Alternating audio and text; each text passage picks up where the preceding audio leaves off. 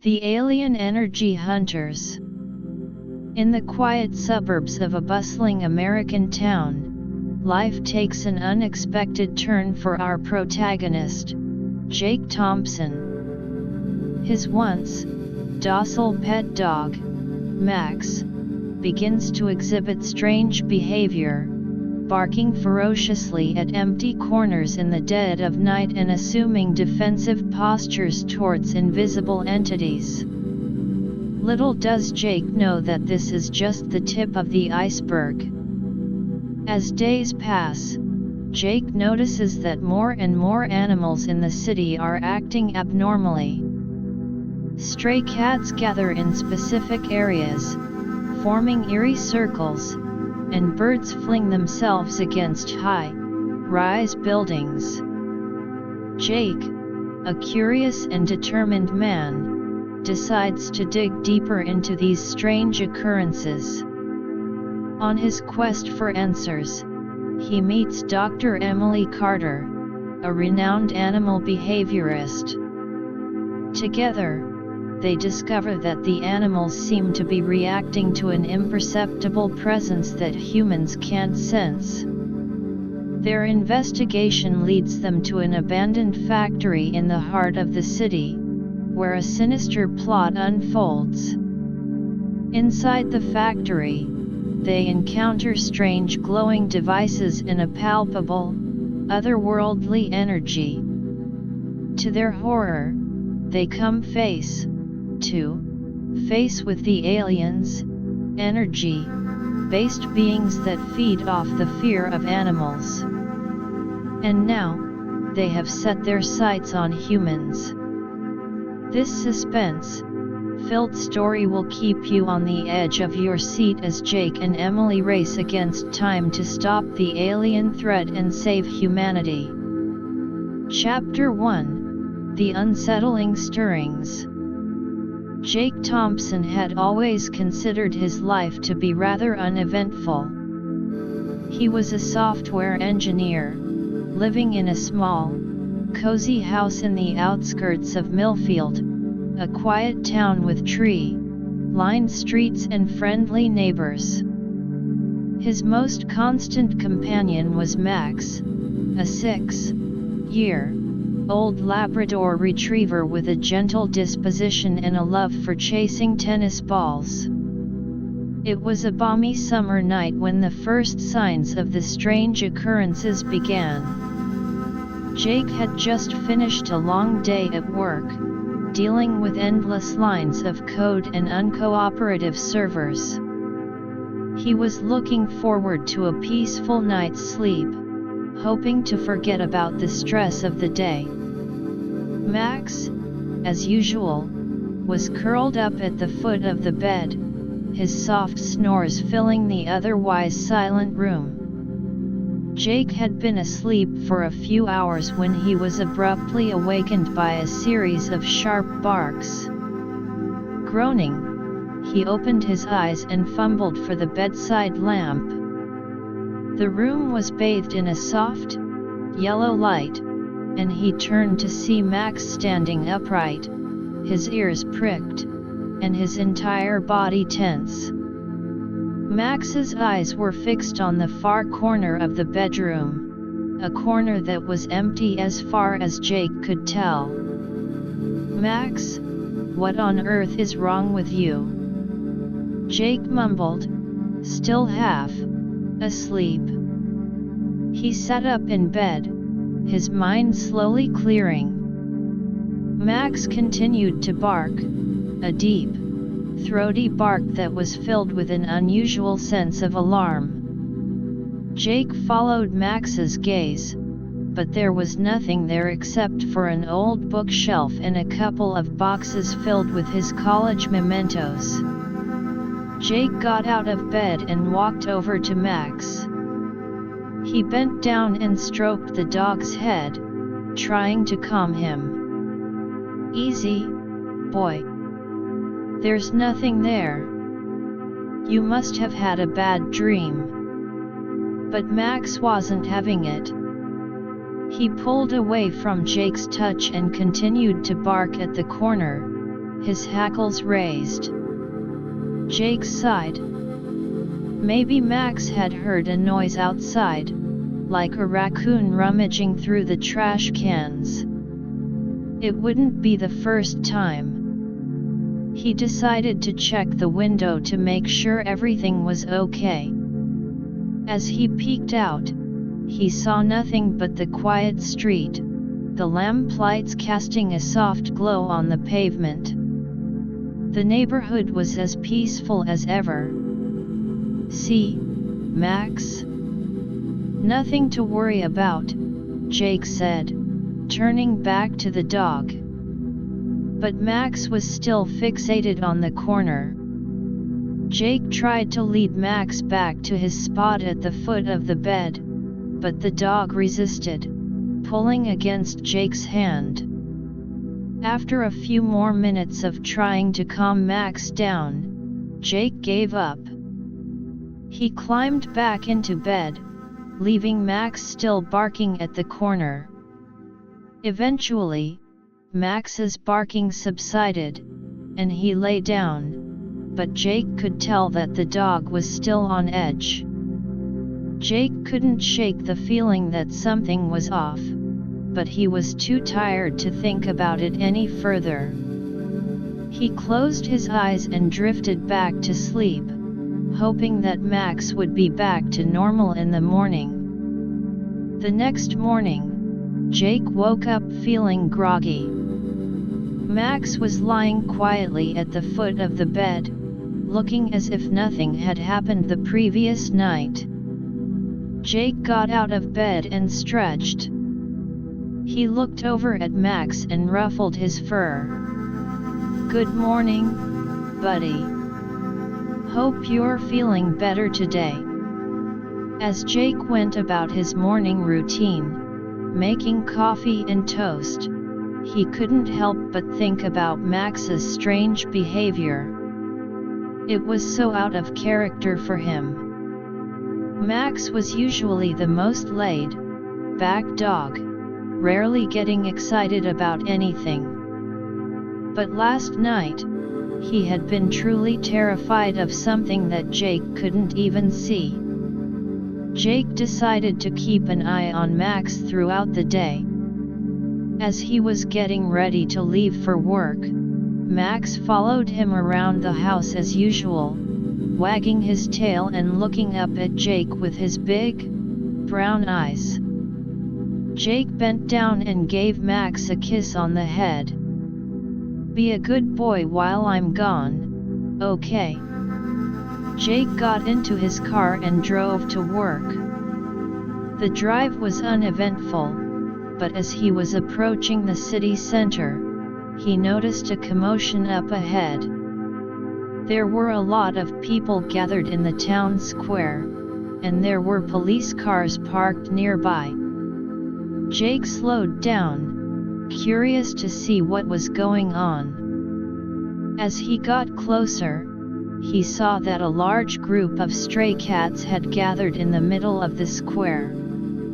The cats were sitting in a perfect circle, their eyes fixed on the center of the circle. They were completely still, not making a sound. Jake had never seen anything like it. It was as if the cats were in some sort of trance. Jake parked his car and got out. He joined the crowd of onlookers, trying to get a better view. "What's going on?" he asked a woman standing next to him. The woman shook her head. "I don't know. They just showed up here this morning and formed this circle.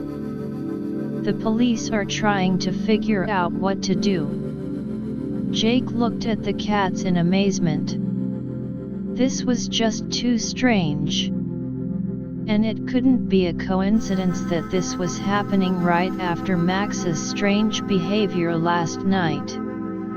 He took out his phone and snapped a few pictures of the cats.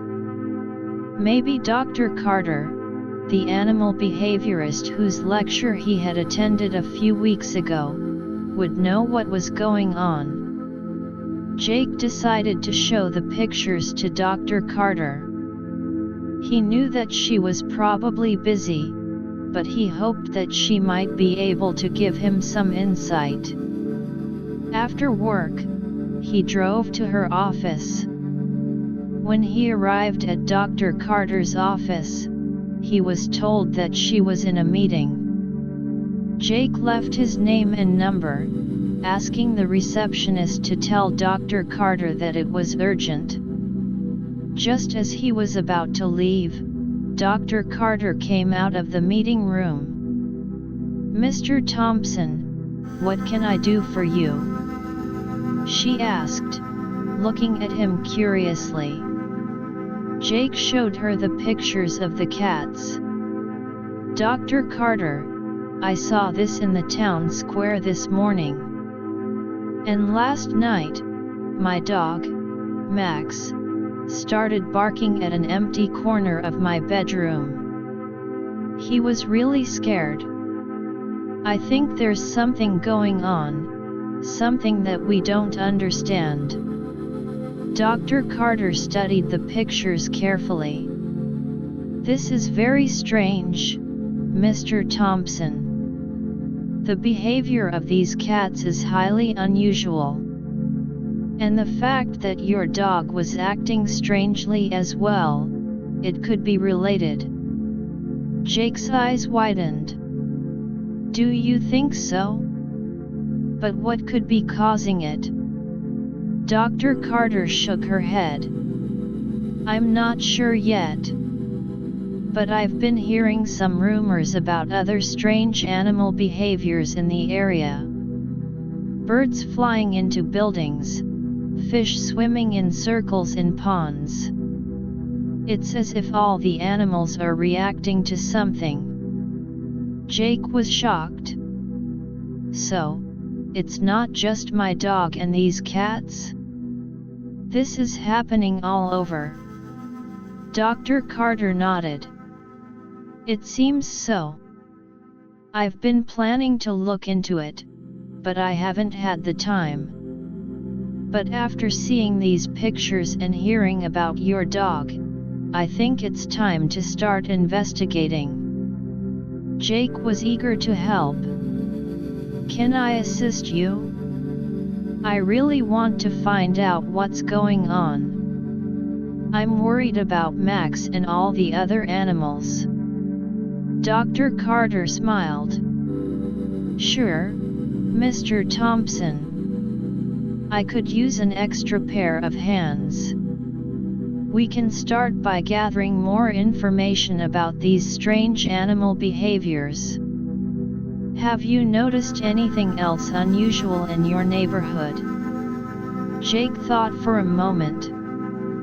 "Well, now that you mention it, I did see a bunch of crows sitting on the power lines the other day. They were just sitting there, not moving, and they all seemed to be looking in the same direction. I thought it was a bit odd at the time, but I didn't think much of it." Dr. Carter took out a notebook and wrote down what Jake said. "That's interesting.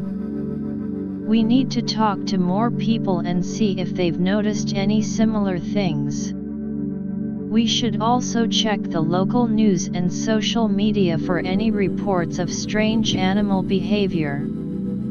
Over the next few days, Jake and Dr. Carter worked together to gather information. They talked to pet owners, animal shelters, and even local farmers. They found that the strange animal behaviors were not limited to Millfield. There were reports of similar incidents in neighboring towns as well. The more they investigated, the more puzzled they became. There seemed to be no obvious cause for the animals' strange behavior. There were no signs of disease, no environmental changes that could explain it. It was as if the animals were being influenced by some invisible force. One day, Jake was browsing through the local news website when he came across an article about a group of scientists who were conducting research on animal behavior.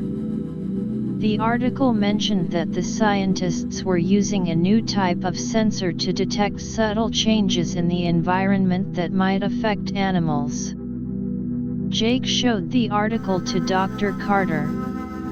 "Do you think these scientists could help us? Maybe their sensors could detect whatever it is that's causing the animals to act so strangely." Dr. Carter nodded. "It's worth a try. I'll give them a call and see if they're interested in collaborating with us." Dr. Carter contacted the scientists, and to their surprise, the scientists were very interested in their findings. They agreed to meet with Jake and Dr. Carter to discuss the situation. A few days later, Jake, Dr. Carter, and the team of scientists met at a local university. The scientists, led by Dr. Michael Harris, were a group of young and enthusiastic researchers. They had been working on a project to study the impact of electromagnetic fields on animal behavior. Dr. Harris listened intently as Jake and Dr. Carter described the strange animal behaviors they had been observing. "This is really fascinating," he said. "We've been looking for a real-world application of our research, and this could be it." Dr. Carter looked at him hopefully. "Do you think your sensors could help us find out what's causing the animals to act like this?" Dr. Harris nodded. "We have a sensor that can detect a wide range of electromagnetic frequencies, as well as some other types of energy signatures. If there's something in the environment that's affecting the animals, our sensor might be able to pick it up." The team decided to start by setting up the sensors in areas where the strange animal behaviors had been reported. They chose the town square, where the cats had formed the circle, and Jake's neighborhood, where Max had first shown signs of strange behavior. Over the next few days, the sensors collected a lot of data. But when they analyzed the data, they found nothing unusual. The electromagnetic frequencies in the areas were normal, and there were no signs of any other abnormal energy signatures. Jake was disappointed. "So, does this mean we're back to square one?" Dr. Carter shook her head. "Not necessarily. Just because the sensors didn't pick up anything doesn't mean there's nothing there. Maybe we're looking for the wrong thing, or maybe the sensors aren't sensitive enough." Dr. Harris agreed. "We could try adjusting the sensors to detect some more subtle energy signatures. There are some theories about certain types of energy that are very difficult to detect with our current technology." As they were discussing their next steps, Jake received a call from his neighbor. "Jake, you need to come home right away. There's something wrong with the birds in your backyard." Jake thanked his neighbor and hung up. He looked at Dr. Carter and Dr. Harris. "I have to go. There's something going on in my backyard." Jake rushed home, with Dr. Carter and Dr. Harris following closely behind. When they arrived at Jake's house, they saw a group of birds fluttering around in his backyard. The birds were acting erratically, flying into each other and the trees. Jake and the others watched in horror as one of the birds crashed into a window and fell to the ground. Jake ran over to the bird and picked it up. It was still alive, but it was clearly disoriented. Dr. Carter took the bird from Jake and examined it. This is the same behavior we've been seeing in the other animals. There's definitely something affecting their nervous systems. Just then, Max came running out of the house. He stopped short when he saw the birds and started barking. But this time, his barking was different. It was more urgent, more panicked. Jake looked at Max. "Max, what is it?" Max ran towards the side of the house, barking all the while. Jake, Dr. Carter, and Dr. Harris followed him. When they reached the side of the house, Max stopped in front of a small shed. He was growling and pawing at the door. Jake opened the shed door. Inside, there was nothing but a lawnmower, some gardening tools, and a few boxes. But Max wouldn't go in. He stood outside the shed, his eyes fixed on something inside, his body tense. Dr. Carter took out a flashlight and shone it into the shed. She scanned the interior, but she didn't see anything out of the ordinary. "There's nothing here, Max." But Max didn't seem to believe her. He continued to growl and bark at the shed. Jake was starting to get a strange feeling. Maybe there was something in the shed that they couldn't see, something that was causing Max to act this way. Dr. Harris took out one of his sensors and scanned the shed. At first, the sensor showed nothing. But then, he noticed a very faint reading on the display. "This is strange. I'm getting a very weak energy signature. It's not like anything I've ever seen before." Jake and Dr. Carter looked at him. "What does it mean?" Jake asked. Dr. Harris shook his head. "I'm not sure.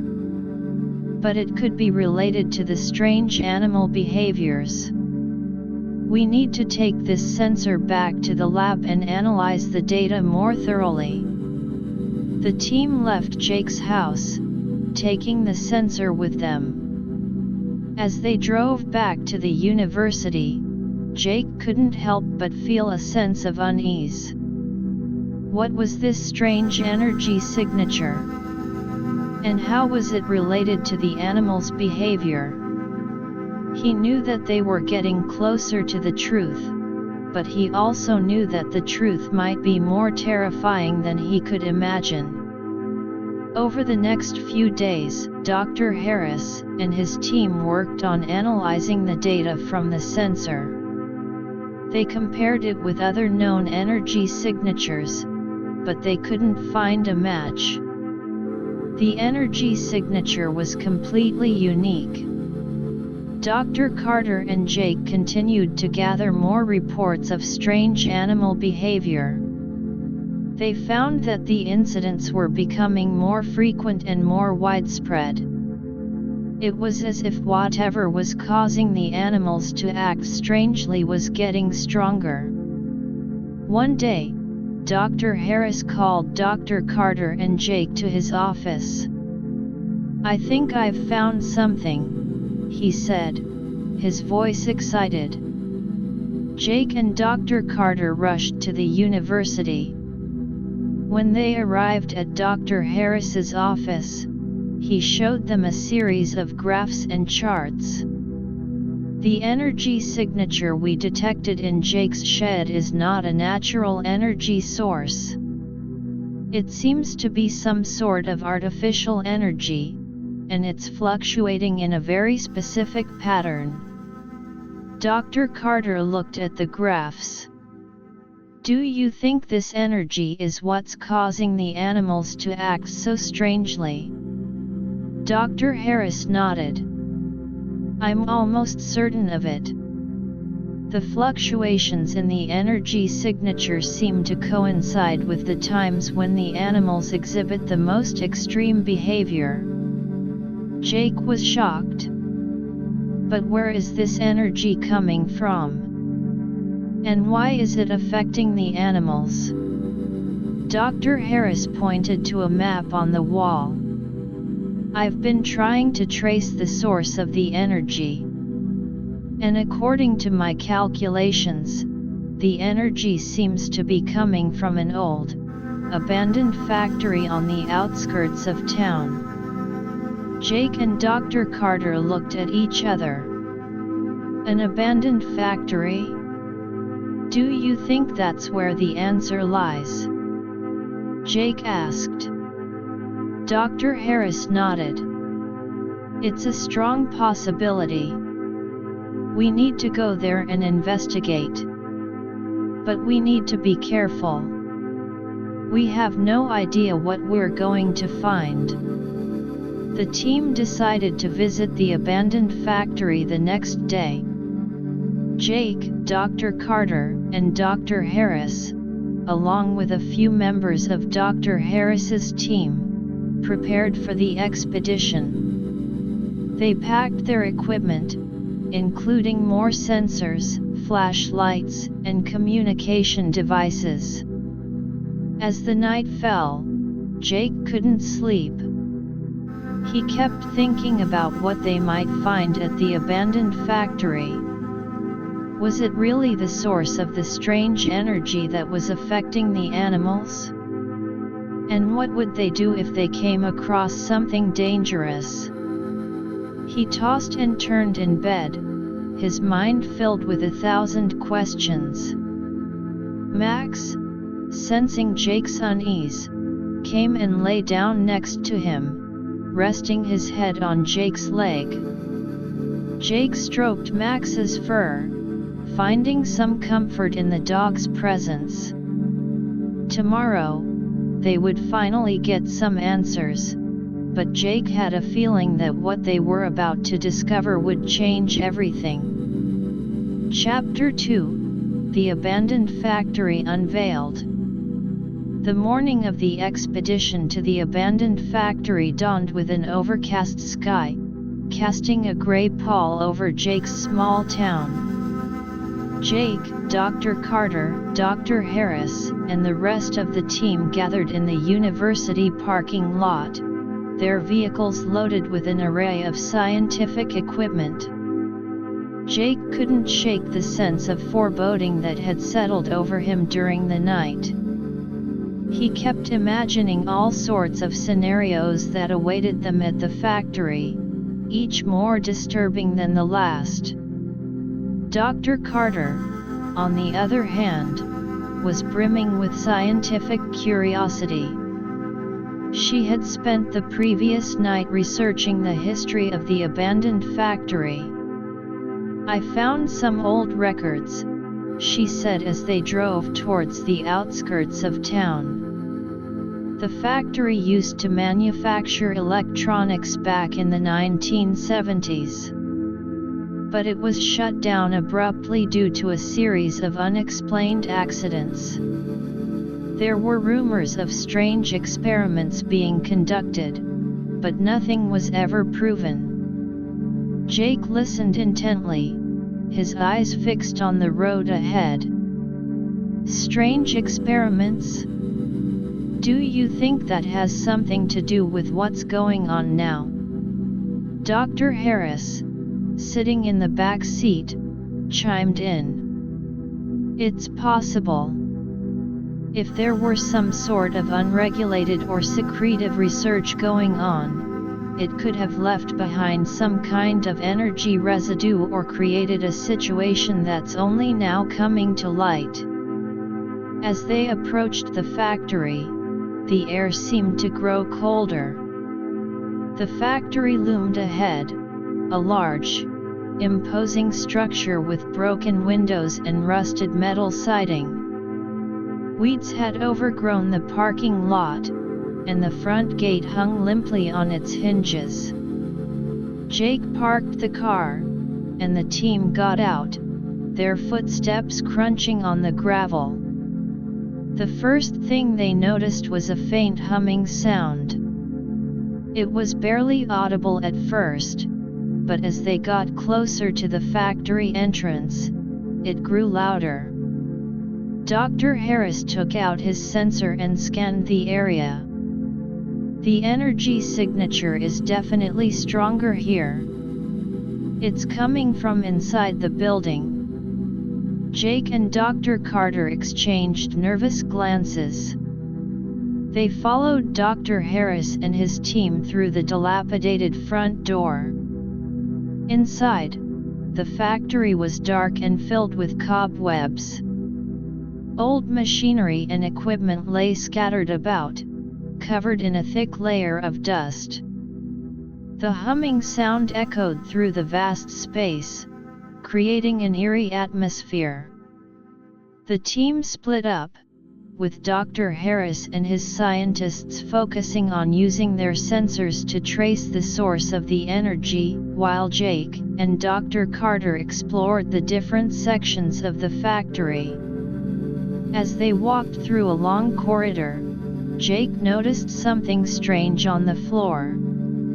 There were faint, glowing lines, as if something had been drawn with a luminous substance. "Dr. Carter, look at this," Jake said, pointing at the lines. She crouched down and examined them closely. "I've never seen anything like this before. It could be some kind of energy, conducting material. Or perhaps it's part of a marking system for whatever experiments were going on here."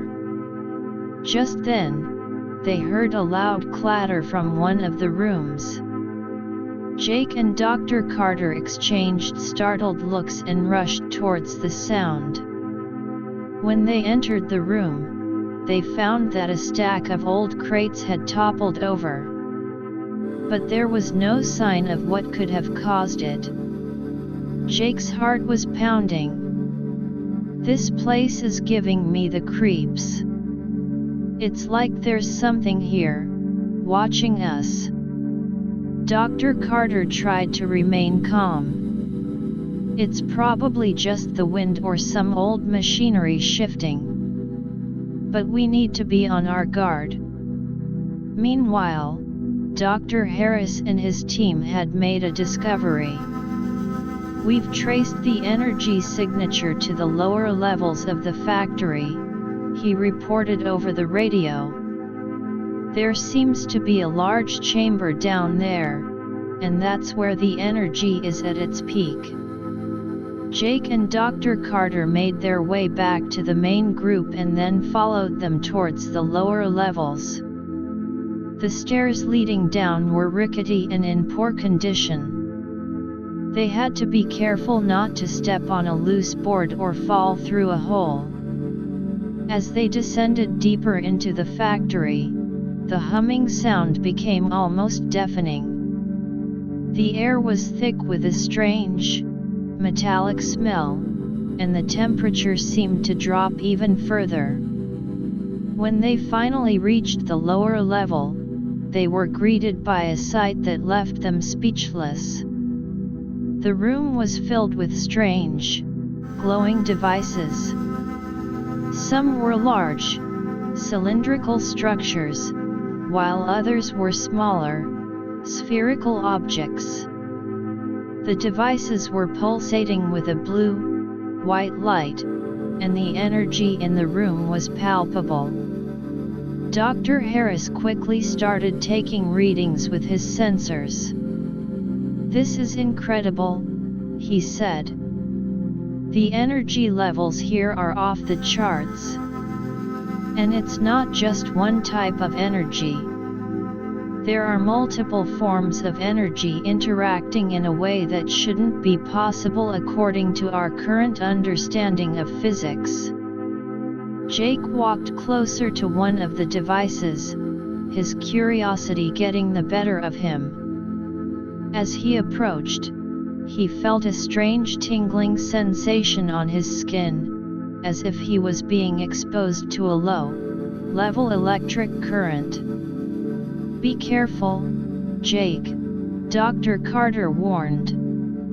Just then, one of the spherical devices emitted a sudden burst of energy.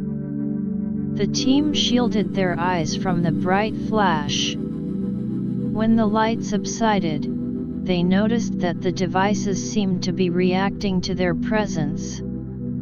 The pulsations became more rapid, and the humming sound changed in pitch. Dr. Harris looked worried. "I think we might have triggered something. We need to figure out what these devices are for and how to shut them down before something bad happens." The team started to search the room for any signs of a control panel or a way to deactivate the devices. Jake noticed a series of symbols on the wall next to one of the large cylinders. They were similar to the glowing lines they had seen on the floor earlier. "Dr. Carter, do you think these symbols are some kind of control code?" Jake asked.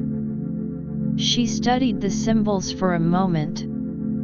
"It's possible. But without knowing what they mean, we can't just start pressing things. We need to find a way to decipher them." As they were trying to figure out the symbols, they heard a strange rustling sound coming from the far end of the room. Jake shone his flashlight in that direction, and to his horror, he saw a group of small, shadowy figures scurrying around. They were about the size of a cat, but their movements were erratic and unnatural. "What are those things?" Jake whispered. Dr. Carter's eyes widened. "I don't know. But they don't look friendly." The shadowy figures seemed to be attracted to the light of Jake's flashlight. They started moving towards the team, their eyes glowing a faint red in the darkness. Dr. Harris and his team readied their equipment, not sure if they were dealing with a physical threat or something more paranormal. One of the scientists, a young man named Tom, took out a small device that emitted a high-frequency sound. He aimed it at the approaching figures, hoping to scare them away. The sound filled the room, and the figures stopped in their tracks. They seemed to be in pain, their bodies twitching. But then, one of the figures let out a strange screech, and the others joined in.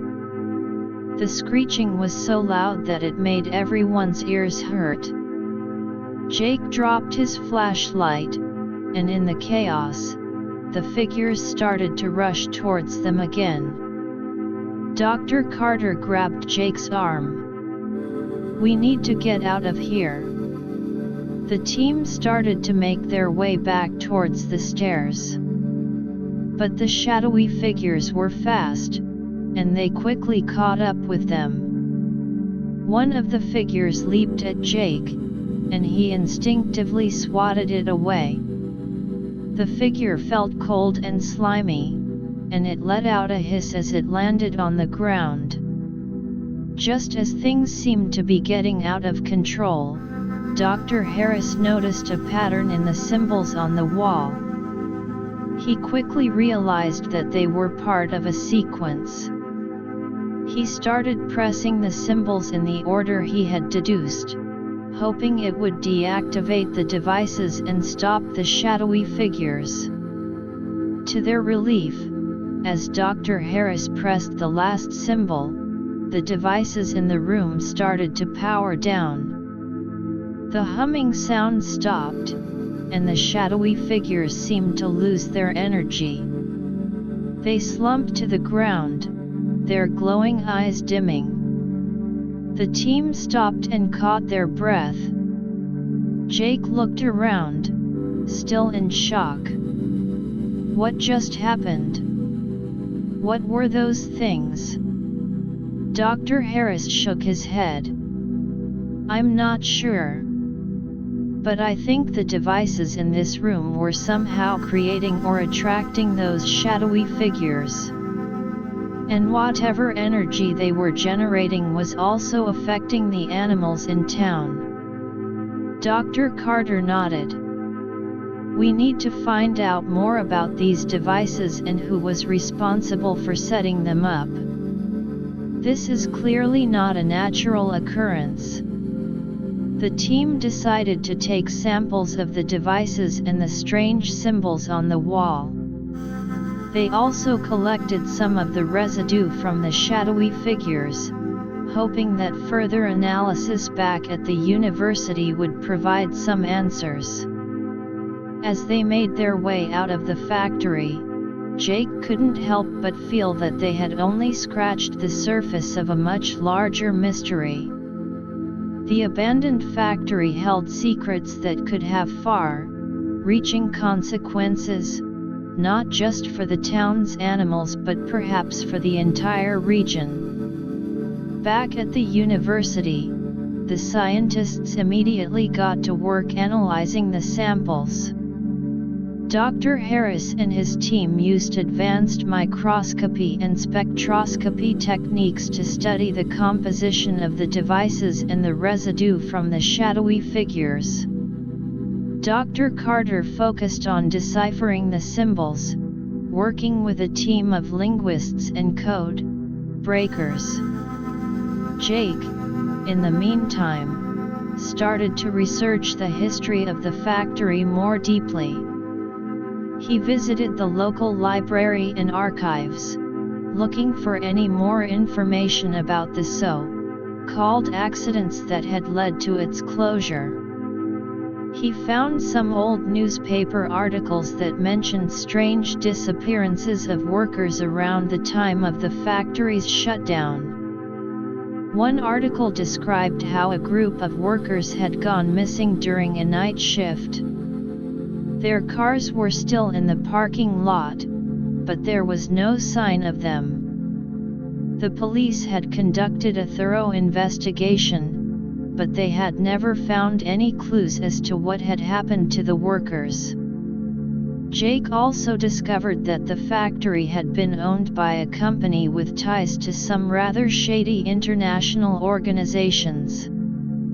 There were rumors that the company was involved in top-secret research projects, but nothing had ever been confirmed. As the days passed, the analysis of the samples started to yield some results. Dr. Harris called Jake and Dr. Carter to his laboratory. "We've made some interesting discoveries," he said, his face serious. "The devices in the factory are made of a material that we've never seen before. It seems to be a synthetic alloy that can conduct and manipulate multiple forms of energy. And the residue from the shadowy figures contains a type of inorganic compound that's also completely new to us." Dr. Carter added, "We've also made some progress with the symbols. They seem to be part of a complex code, but we're still not sure what it controls. It could be the devices in the factory, or it could be something even more significant." Jake was frustrated. "So, we still don't know who set up those devices or what their purpose was?" Dr. Harris shook his head. "Not yet. But we're getting closer. We need to keep digging, and we need to be more careful. Whoever is behind this clearly doesn't want us to find out the truth." Just as they were discussing their next steps, Jake's phone rang. It was his neighbor. "Jake, you need to come home right away. Max is acting strange again. He's barking like crazy and won't calm down. Jake's heart sank. I'll be there in a few minutes. He looked at Dr. Carter and Dr. Harris. Max is acting up again. I need to go. Dr. Carter nodded. We'll come with you. Maybe whatever is affecting Max is related to what we found in the factory. The three of them rushed to Jake's house. When they arrived, they found Max in the backyard, barking furiously at the sky. Jake tried to calm him down, but Max was in a frenzy. Dr. Harris took out his sensor and scanned the area. I'm getting a very faint reading, but it's similar to the energy signature we found in the factory. It's as if something is in the air, something that's making Max react. Just then, they heard a loud rumbling sound, like thunder. But the sky was clear. Jake looked up, and to his horror, he saw a large, dark object descending from the sky. It was a circular, metallic object, and it was surrounded by a strange, glowing aura. What is that? Dr. Carter exclaimed. Jake stared at the object, his mind racing. I think we're in a lot of trouble. And I have a feeling that whatever it is, it's related to the abandoned factory and the strange animal behaviors. The circular object landed in the middle of Jake's backyard with a loud thud. The ground shook, and dust and debris flew into the air. Max stopped barking and cowered behind Jake. The team watched in silence as the object's hatch slowly opened. A figure emerged from the object. It was tall and slender, with the body covered in a strange, iridescent suit. Its head was large, and its eyes were glowing a bright yellow. Jake, Dr. Carter, and Dr. Harris stood their ground, not sure what to expect. The figure looked at them with its glowing eyes and then spoke in a strange, mechanical voice. You should not have interfered. Now, you will face the consequences. Jake stepped forward, trying to be brave. Who are you? And what do you want? The figure let out a strange, high-pitched laugh. I am a messenger. And my masters will not tolerate your meddling. You have disrupted their plans, and now, you must pay. With that, the figure raised its hand, and a beam of energy shot towards them. Jake, Dr. Carter, and Dr. Harris barely had time to react. They dove to the ground, and the beam of energy missed them, hitting a nearby tree instead. The tree burst into flames, and the heat from the explosion was intense. Jake looked at the figure, his eyes filled with determination. We're not going to let you get away with this. We'll stop you and whatever your masters are planning. The figure laughed again. You are fools. You have no idea what you're up against. But you will soon find out. And with that, the figure turned and re-entered the circular object. The hatch closed, and the object started to rise into the air. Jake, Dr. Carter, and Dr. Harris watched as it disappeared into the sky, leaving behind a trail of smoke and a sense of dread. Jake knew that they were in for a long and difficult battle. But he was determined to uncover the truth and protect his town, his dog, and the world from whatever sinister forces were at work. He looked at Dr. Carter and Dr. Harris. "We need to get back to the university and figure out a plan. We can't let them win." Dr. Carter nodded. "Agreed. This is just the beginning. But we have the knowledge and the determination to stop them." Dr. Harris added, "We'll need to gather more resources and more experts. This is going to be a fight like no other." And with that, the three of them headed back to the university, ready to face the challenges that lay ahead.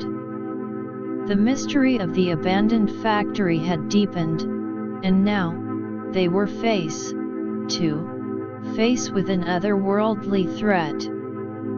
But they were not going to give up. They were going to fight for the truth and for the safety of humanity. Chapter 3: Unraveling the Web. After the encounter with the alien-like figure in Jake's backyard, a sense of urgency filled the air. Jake, Dr. Carter, and Dr. Harris wasted no time in returning to the university. The campus, usually a hub of academic tranquility, now seemed like a staging ground for a battle against an unknown and powerful enemy.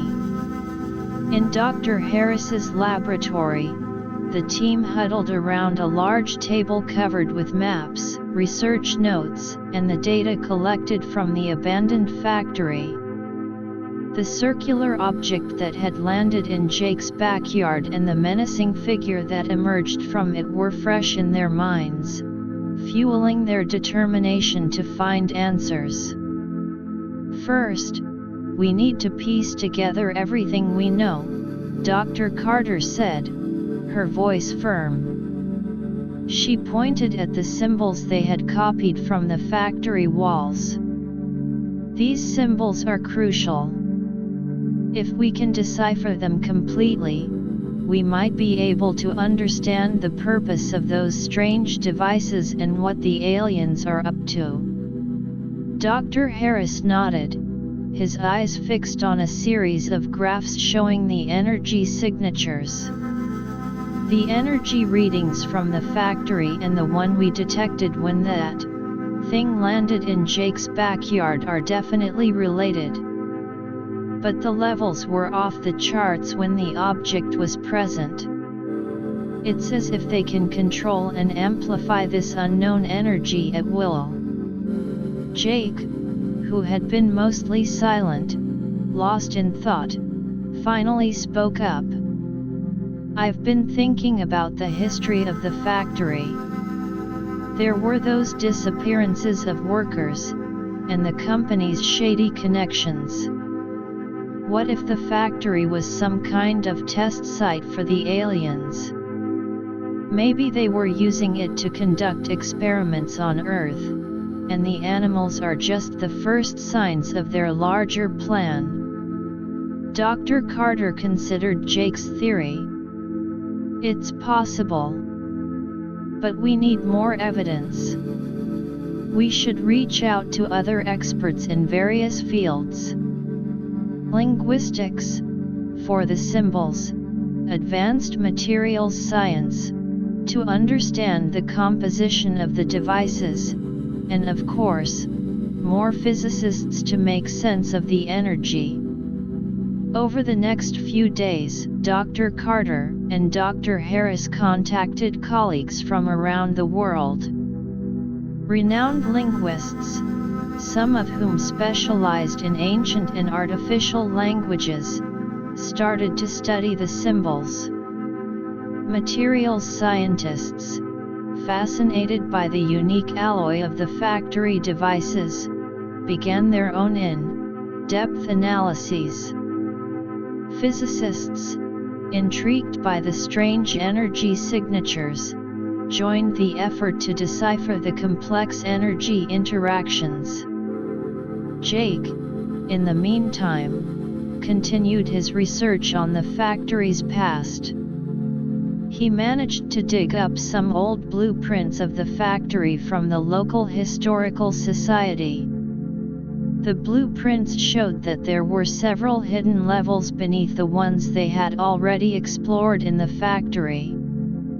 "Look at this," Jake said, spreading the blueprints on the table in Dr. Harris's office. "There are these additional levels.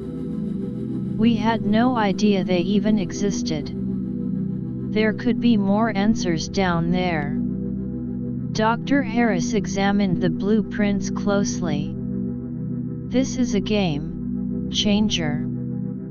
But we can't just go charging in. We need to be better prepared this time. After that encounter in your backyard, we know they're watching us, and they won't hesitate to attack again." The team decided to assemble a larger, more heavily equipped expedition to the factory. They brought in military-grade communication devices, better protected suits to withstand potential energy discharges, and more advanced sensors to detect any hidden threats. As they prepared for the second visit to the factory, the linguists made a breakthrough with the symbols. Dr. Maria Lopez, a leading expert in ancient and artificial languages, called Dr. Carter with the news. "We've made some headway with the symbols," Dr. Lopez said over the phone. "They seem to be a form of a binary-based code, but with a very complex encryption layer. However, we've managed to decode part of it. The symbols seem to be related to a process of energizing a gateway." Dr. Carter was intrigued. "A gateway? What kind of gateway?" Dr. Lopez replied, "That's still unclear. But it could be some sort of portal-like structure, based on the context we've managed to piece together. And there are references to a source of power that needs to be stabilized for the gateway to function." Dr. Carter relayed the information to Jake and Dr. Harris. Jake's eyes widened. "A portal? This is getting more and more complicated. Do you think they're trying to open a portal to bring more of their kind to Earth?" Dr. Harris stroked his chin thoughtfully. "It's a terrifying possibility. If they can open a portal, we'll be facing an invasion on a scale we can't even imagine. We need to get to the bottom of this at the factory." The day of the second expedition arrived. The team, now a larger group of scientists, researchers, and a small security detail for protection, made their way to the abandoned factory. The atmosphere around the factory was still eerie, but this time, they were more prepared. As they entered the factory, they split into teams. One team, led by Dr. Harris, focused on using the new sensors to detect any hidden energy fields or traps. Jake and Dr. Carter, along with another group, made their way towards the lower levels, following the blueprint markings to find the hidden sections. The lower levels they had explored before were quiet, but as they descended further into the new areas, they could feel a strange, pulsating energy. The air was thick with it, and the hairs on the back of their necks stood up. Suddenly, one of the sensors Dr. Harris was carrying beeped loudly. "We've got something," he said. "There's a strong energy field up ahead, and it's fluctuating in a pattern that's similar to the one we detected when the circular object was in Jake's backyard. The team slowed down, their senses on high alert. As they rounded a corner, they came across a large, circular chamber. In the center of the chamber was a massive, cylindrical device. The device was surrounded by a web of glowing cables, and it was pulsating with a deep, purple light. Dr. Harris immediately started taking readings. "This is it. This has to be the source of power the symbols were referring to. But it's unstable. The energy fluctuations are all over the place." Jake walked closer to the device, careful not to touch any of the cables. "What do you think would happen if it stabilizes?" Dr. Carter joined him, her eyes fixed on the device. "Based on what the linguists told us, it could activate the gateway. We can't let that happen." Just then, the security detail radioed in. "We've got company. There are some of those shadowy figures approaching from the other end of the corridor." Jake, Dr. Carter, and Dr. Harris exchanged looks. "We need to work fast," Dr. Harris said. "We need to find a way to disable this device before those things get here." The team started to search the chamber for any signs of a control panel. Jake noticed a small, recessed area on the side of the cylindrical device.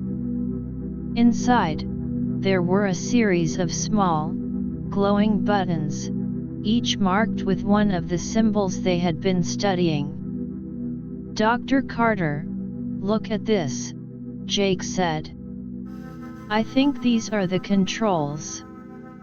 Dr. Carter examined the buttons. "But we don't know what each one does. Pressing the wrong button could make things worse." As they debated what to do, the sound of the approaching shadowy figures grew louder. They could hear their strange, screeching noises echoing through the corridor. Dr. Harris made a decision. "We have to take a chance. I'll start by pressing the symbols in the order that seems most logical based on the partial translation we have." With a deep breath, Dr. Harris started pressing the buttons.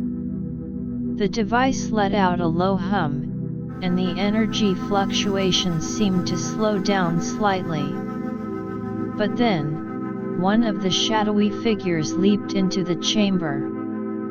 It lunged at Dr. Harris, its sharp claws extended. Jake quickly grabbed a nearby metal rod and swung it at the figure. The rod connected with the figure, and it let out a screech. The impact seemed to stun the figure, and it fell to the ground.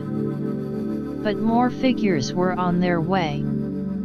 Dr. Carter joined Jake in fending off the shadowy figures while Dr. Harris continued to work on the control panel. One by one, he pressed the remaining buttons.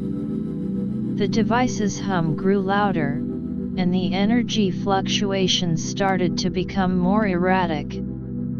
"I think I'm losing control," Dr. Harris shouted. "The device is reacting in an unexpected way." Just then, a large group of shadowy figures burst into the chamber.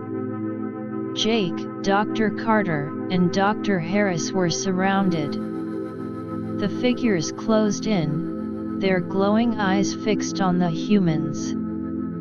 In a last-ditch effort, Dr. Harris pressed a combination of buttons on the control panel. There was a bright flash of light, and the device let out a powerful shockwave. The shadowy figures were sent flying back, and the energy in the chamber seemed to dissipate. The team looked around, stunned. The cylindrical device had stopped pulsating, and the glowing cables had gone dark. The shadowy figures lay motionless on the ground. Dr. Harris let out a sigh of relief. "I think we did it. We managed to disable the device, at least for now." Jake nodded, still catching his breath. "But we're not out of the woods yet.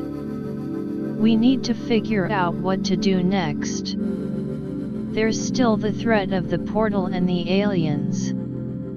As they were discussing their next steps, one of the scientists from Dr. Harris's team rushed into the chamber.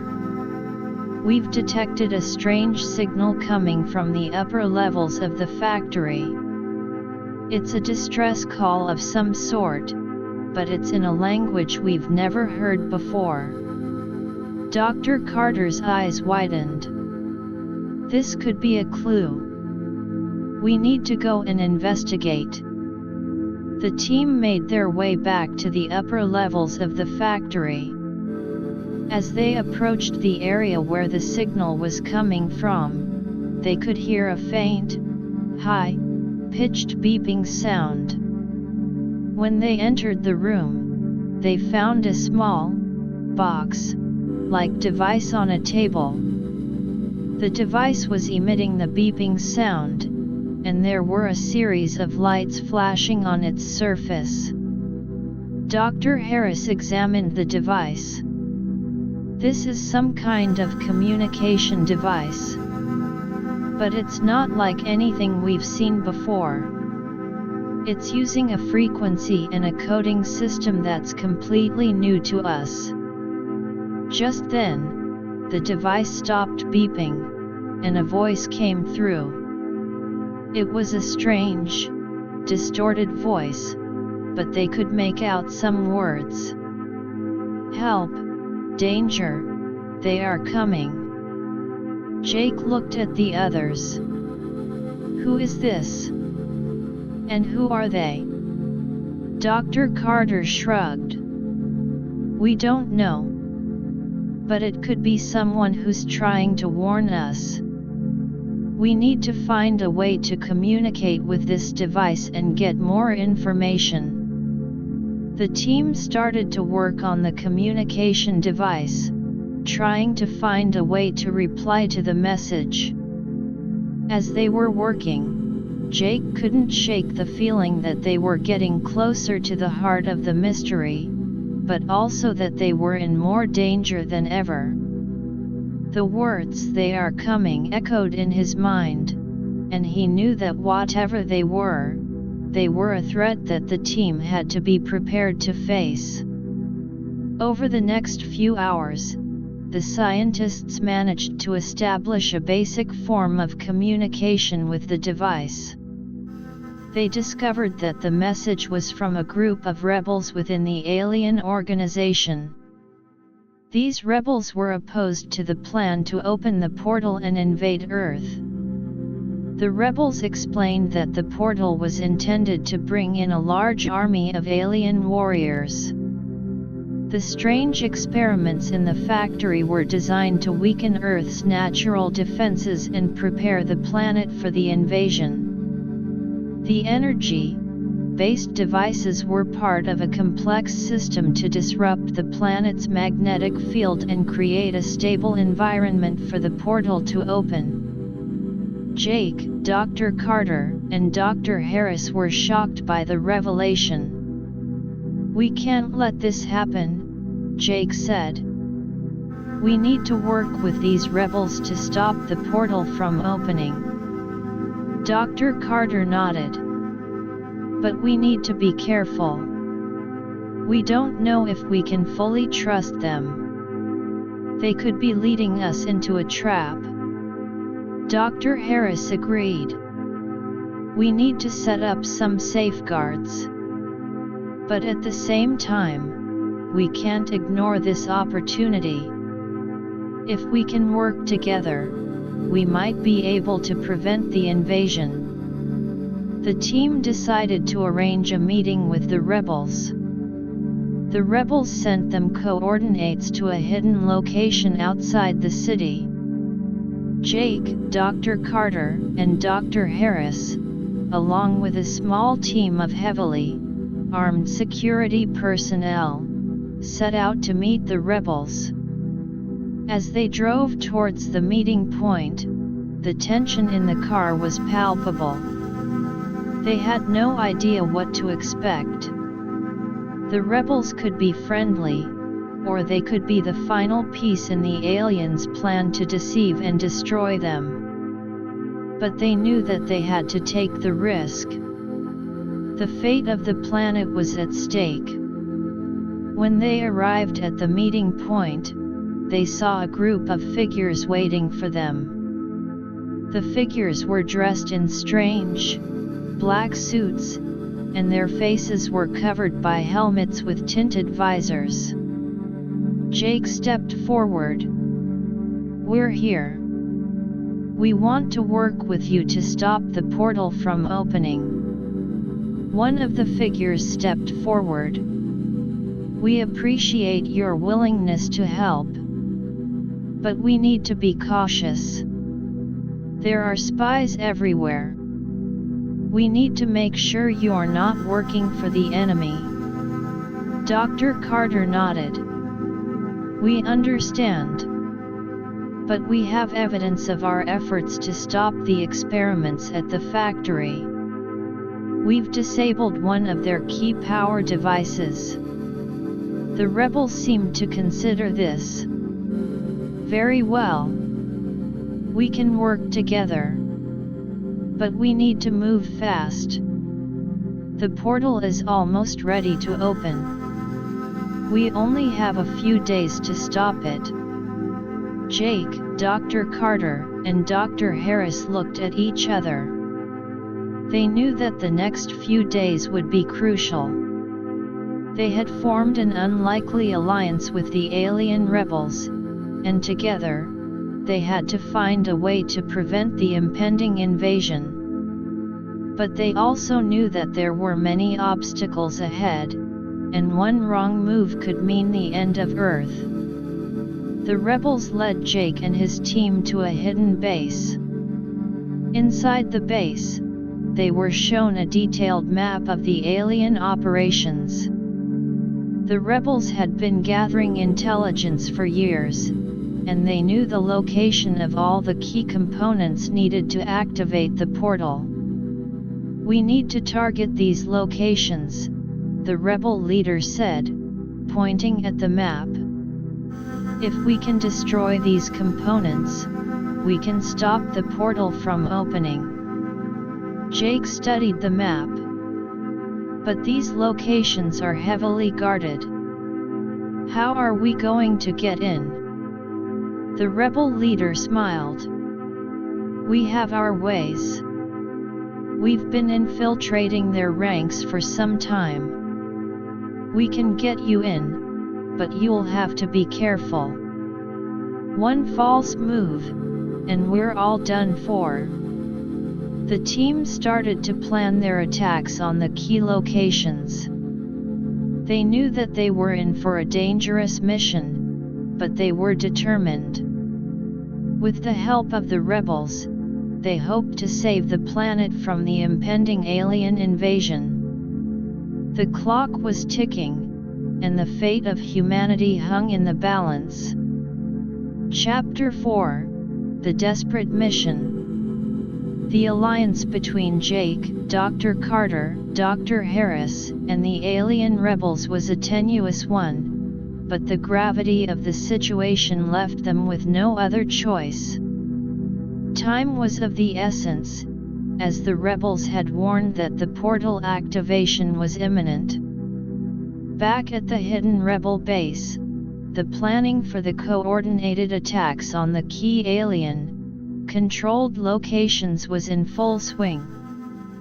The base was a hive of activity, filled with strange, alien, design technology and maps of the various sites that needed to be targeted.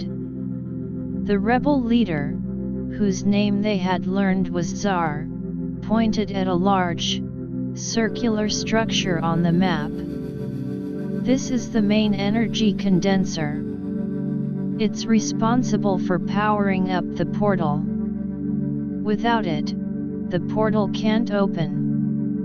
But it's surrounded by some of their most advanced defenses, including energy shields and automated weapon systems. Jake frowned. How are we supposed to get through all that? Tsar's eyes glowed faintly through his visor. We've managed to install a backdoor in their shield control system. But we need to be careful.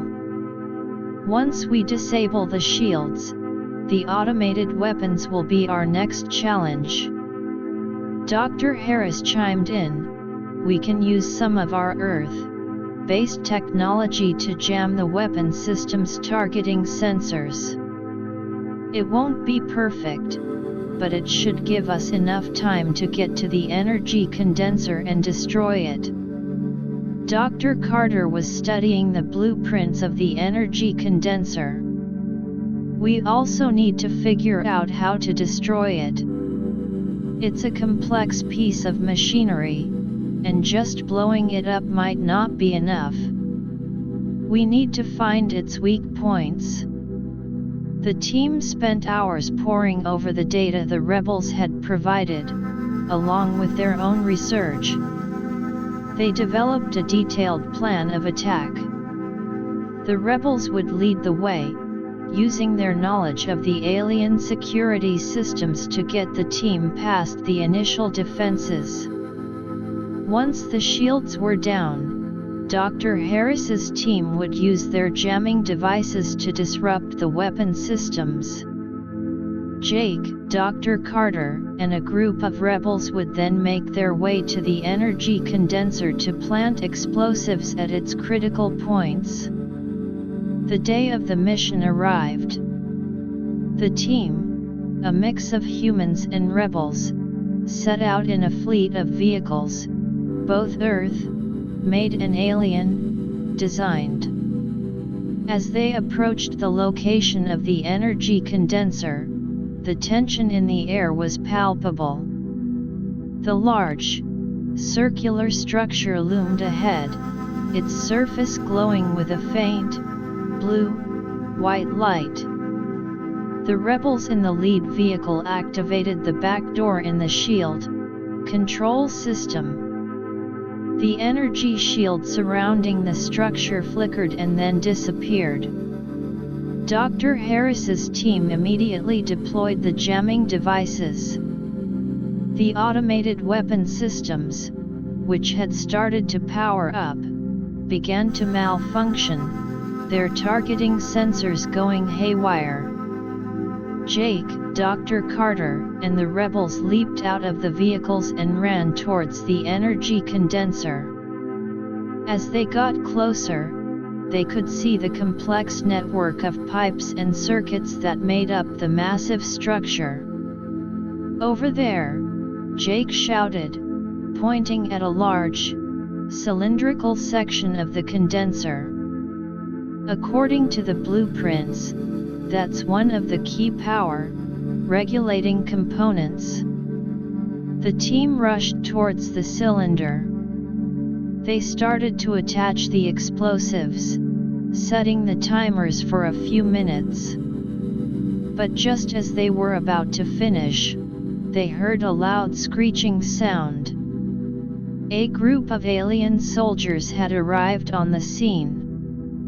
These alien soldiers were different from the shadowy figures they had encountered before. They were taller, more solid-looking, and were armed with strange, glowing weapons. The aliens opened fire, and the team took cover behind the energy condenser. Jake peeked out from behind the structure. "There are too many of them." We need to hold them off until the explosives go off. Dr. Carter took out a small, energy-based weapon that the rebels had provided her. Let's do this. The team started to return fire. The battle was intense, with the aliens' weapons sending out powerful beams of energy that ricocheted off the energy condenser. Jake could feel the heat from the blasts, and he knew that they were in a dangerous situation. One of the rebels was hit by an energy beam and fell to the ground. Jake ran over to him. "Are you okay?" The rebel groaned. "I'll be fine. Just keep fighting." As the battle raged on, Dr. Harris noticed that the jamming devices were starting to fail. The automated weapon systems were regaining their functionality. "We don't have much time. The weapons will be back online soon." Just then, the timer on the explosives reached 0. There was a massive explosion. The energy condenser shook violently, and a large section of it was destroyed. The explosion sent shockwaves through the area, knocking the alien soldiers off their feet. Jake and the team took advantage of the chaos and made a run for their vehicles. As they drove away, they could see the energy condenser slowly powering down, its glow fading. They had successfully disabled one of the key components for the portal activation. But they knew that there were more locations to target.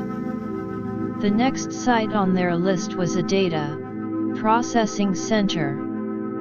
The rebels explained that this center was responsible for coordinating the final stages of the portal opening sequence. Without the data from this center, the portal couldn't be calibrated correctly. The data processing center was located deep within a mountain range. The team had to travel for hours to reach the location. Along the way, they discussed their strategy for the upcoming attack. "The data processing center will be even more heavily guarded," Czar said. "They know how crucial it is. But we've managed to find a ventilation shaft that leads directly into the center. It's a narrow and dangerous route, but it's our best chance of getting in undetected." Jake nodded. "Once we're inside, we need to find the main servers and destroy them. But we'll need to be careful. There could be all sorts of security measures in place."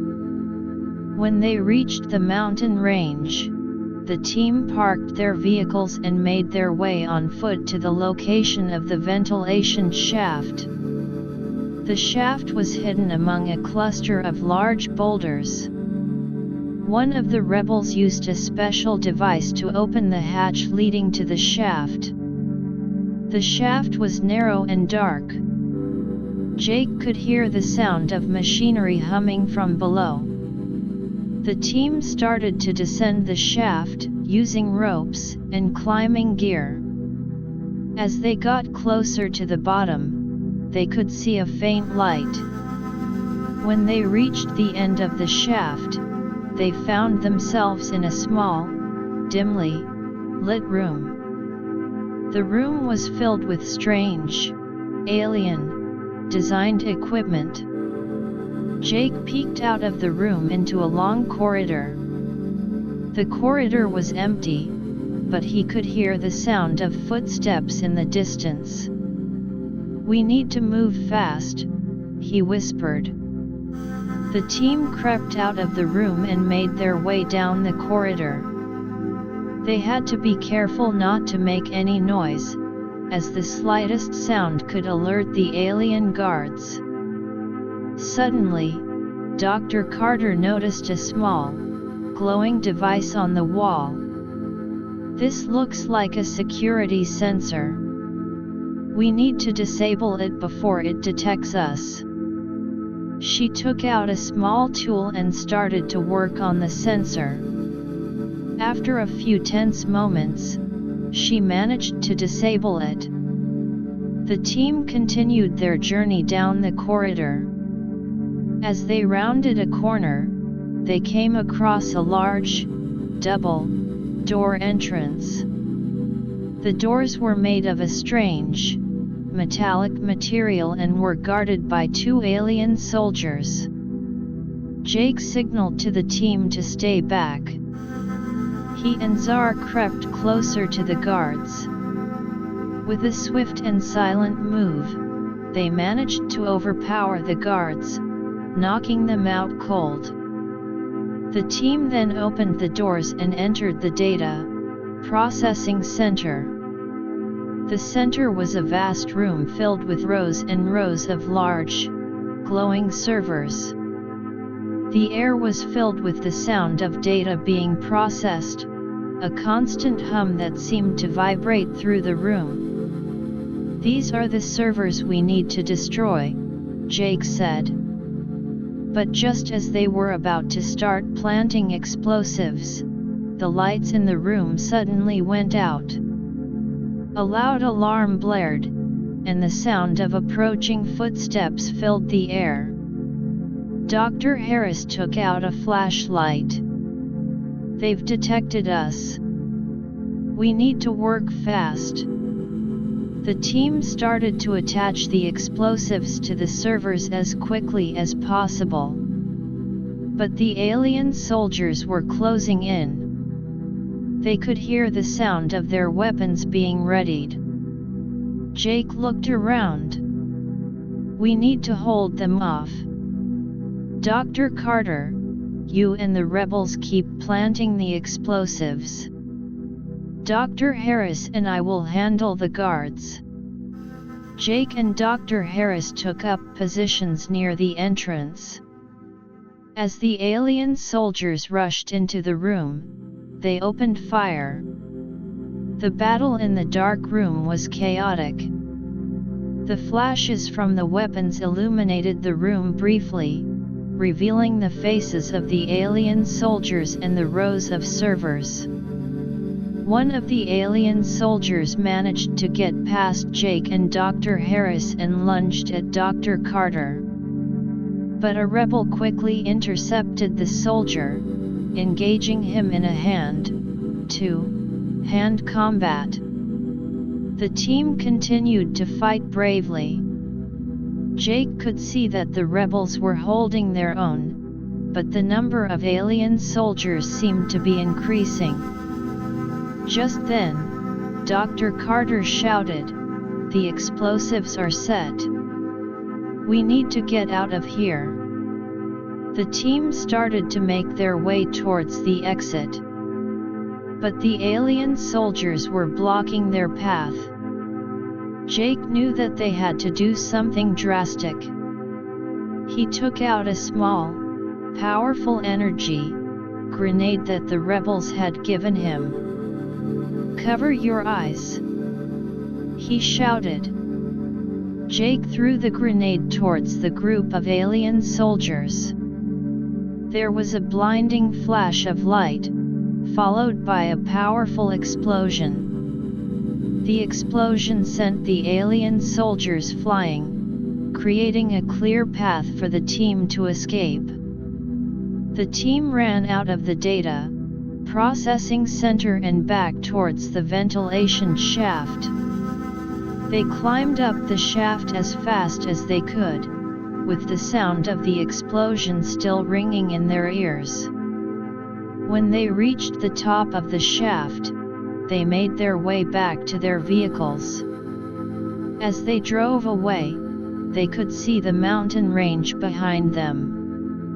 A large explosion erupted from the data processing center, sending a plume of smoke into the sky. They had successfully destroyed the data processing center, but they knew that there was one more location to target. The final location was a command center, located in a hidden valley. The rebels explained that this command center was the brain behind the entire portal opening operation. If they could destroy it, they could completely halt the alien invasion. The team knew that this would be their most difficult mission yet.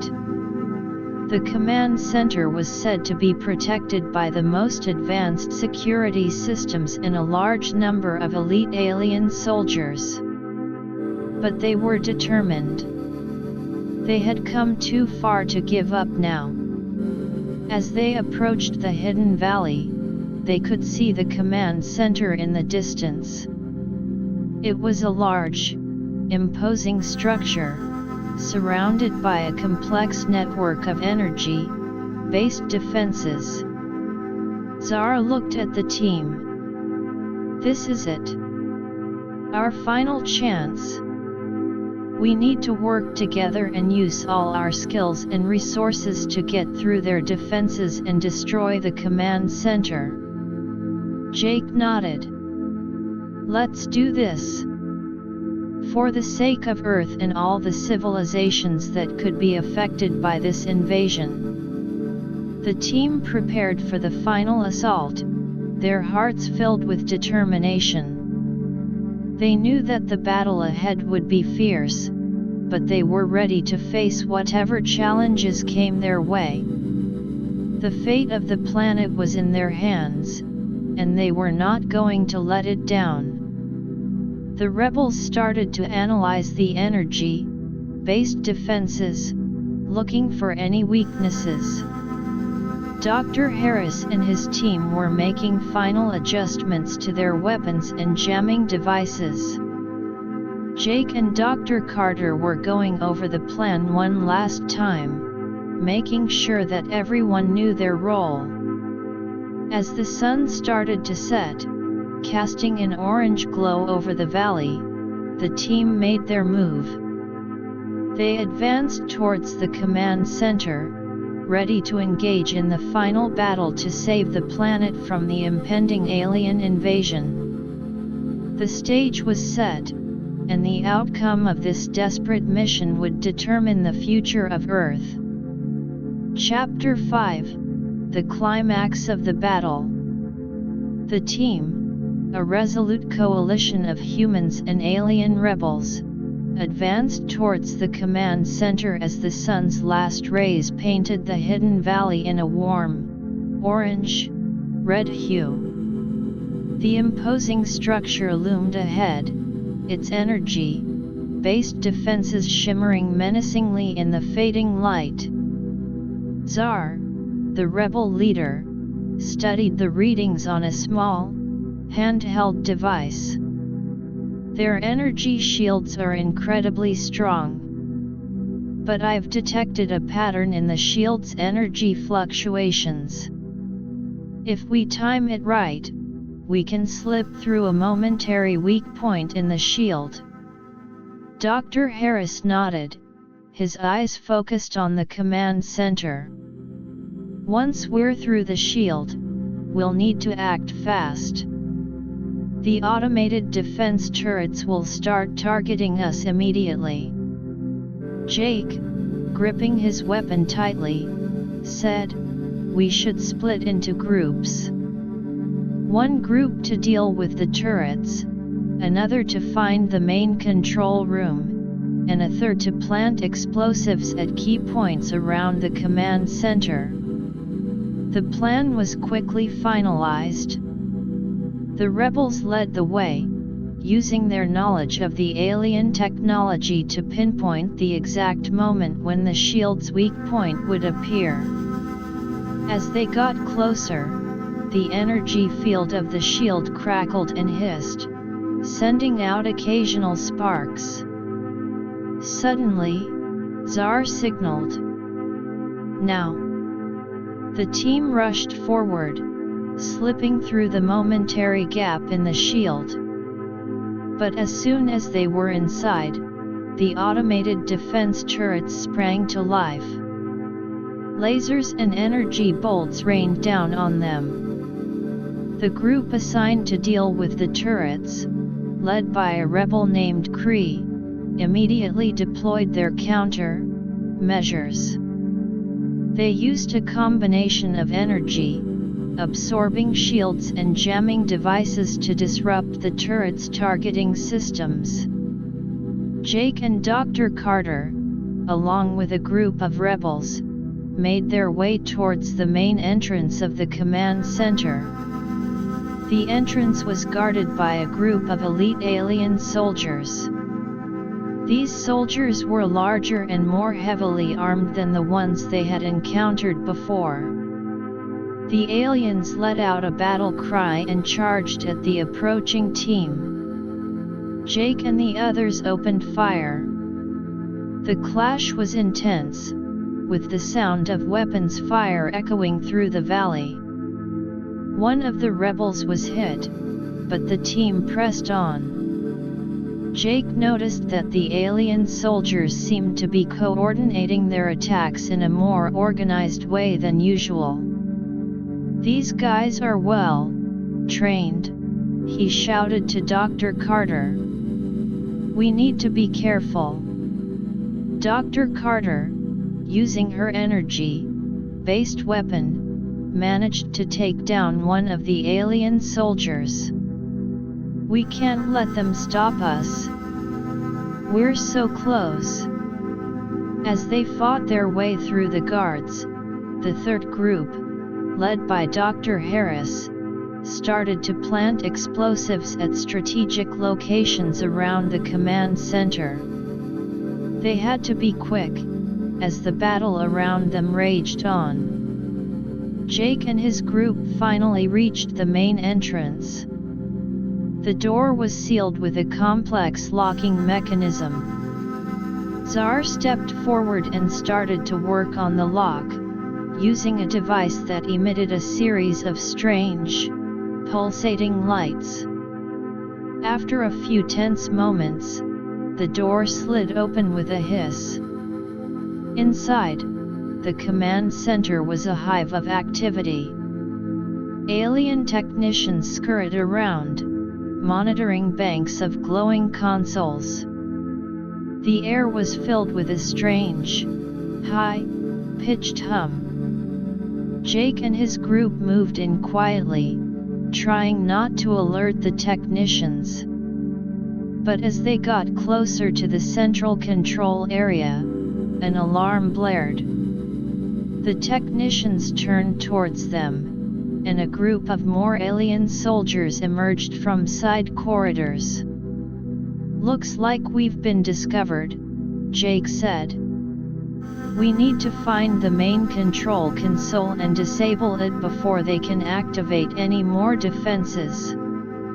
The team engaged in a fierce battle with the alien soldiers.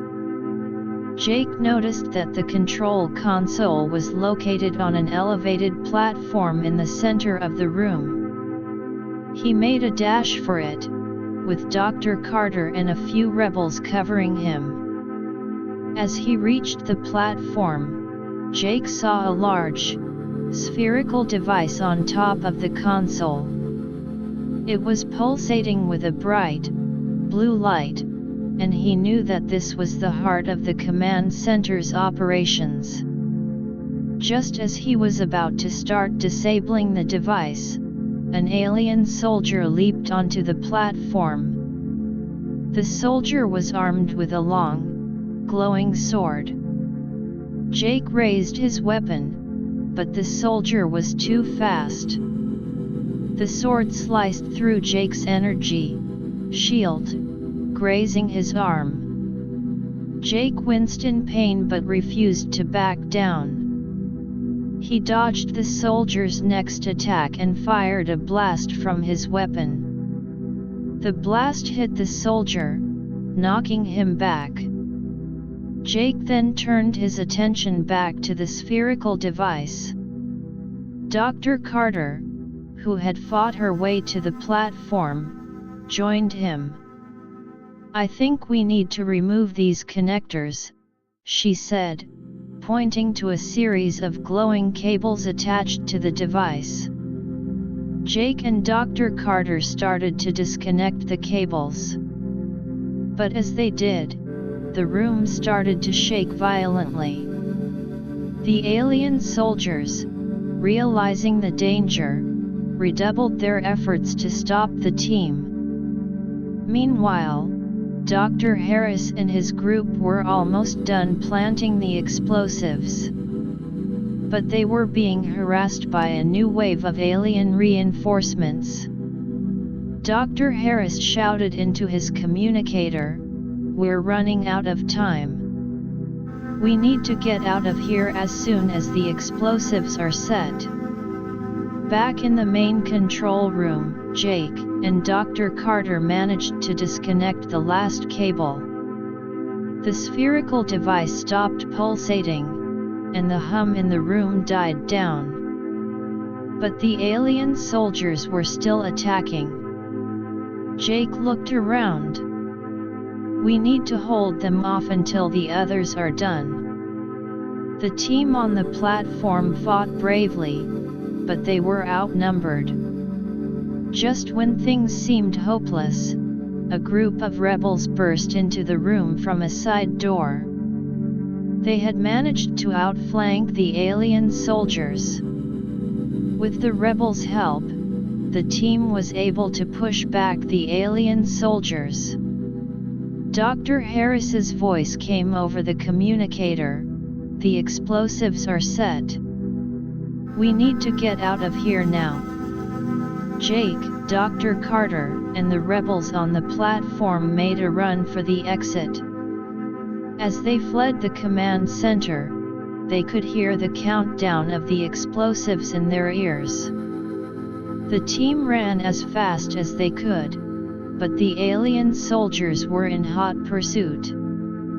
Just as they reached the edge of the valley, the command center exploded. A massive fireball erupted, sending shockwaves through the valley. The alien soldiers were caught in the blast, and the command center was reduced to rubble. The team stopped and looked back. Jake let out a sigh of relief. "We did it. We destroyed the command center." Dr. Carter nodded, a tired smile on her face. "But we're not out of the woods yet. We need to make sure that the portal can't be activated." The rebels, who had been monitoring the situation, reported that the energy signatures related to the portal were rapidly decreasing. It seemed that with the destruction of the command center, the portal opening operation had been halted. However, they knew that there could still be some remaining alien forces that might try to regroup and continue their invasion plan. The team decided to stay vigilant and start the process of cleaning up the remaining threats. Over the next few days, the team, along with the help of the local authorities and more rebel groups, conducted a thorough search of the area. They found and disabled several small-scale alien outposts and devices that could potentially be used to restart the portal opening process. Jake, Dr. Carter, and Dr. Harris became local heroes. Their efforts to stop the alien invasion were celebrated by the town and eventually by the world. But they knew that the experience had changed them forever. As the dust settled, Jake returned home to his now peaceful, acting dog, Max. Max greeted him with enthusiasm, as if he knew that the danger had passed. Jake sat on his porch, looking out at the quiet neighborhood. He couldn't help but think about the events that had transpired. Dr. Carter and Dr. Harris continued their research, this time focusing on understanding the alien technology better. They hoped that by studying the remnants of the alien devices, they could develop better defenses in case of any future threats. The alliance between humans and the alien rebels also continued to grow. The rebels, grateful for the help from Earth, shared more of their knowledge and technology with the humans. This exchange led to new advancements in various fields, from energy production to medicine. Jake knew that the universe was a vast and mysterious place, filled with both wonders and dangers. But he was proud of what they had accomplished. They had faced an unknown and powerful enemy and had managed to save the planet. And he was ready, along with his new allies, to face whatever challenges the future might bring. As the sun set on another peaceful day, Jake looked up at the sky, wondering what other secrets the universe held. But for now, he was content in the knowledge that they had safeguarded Earth from a terrifying alien invasion, and that the bonds they had forged would serve as a strong foundation for the future. Chapter 6: Aftermath and New Horizons. In the weeks following the destruction of the alien command center, a sense of normalcy gradually returned to Jake's town. The once tense atmosphere was replaced by a new found sense of hope and celebration. The streets were filled with people going about their daily lives, no longer haunted by the fear of an impending alien invasion. Jake, however, found that his life had changed in profound ways. He had become a local celebrity, with reporters constantly hounding him for interviews. But Jake was more interested in the quiet moments with Max and the continued work with Dr. Carter and Dr. Harris. Dr. Carter had set up a new research project at the university. The focus was to fully understand the alien technology they had encountered during their battle against the invaders. The data and samples collected from the abandoned factory, the destroyed command center, and other alien outposts were carefully analyzed in state-of-the-art laboratories. Dr. Harris was equally busy. He was collaborating with international teams of scientists to develop a global early warning system. This system would be designed to detect any signs of similar alien activities in the future.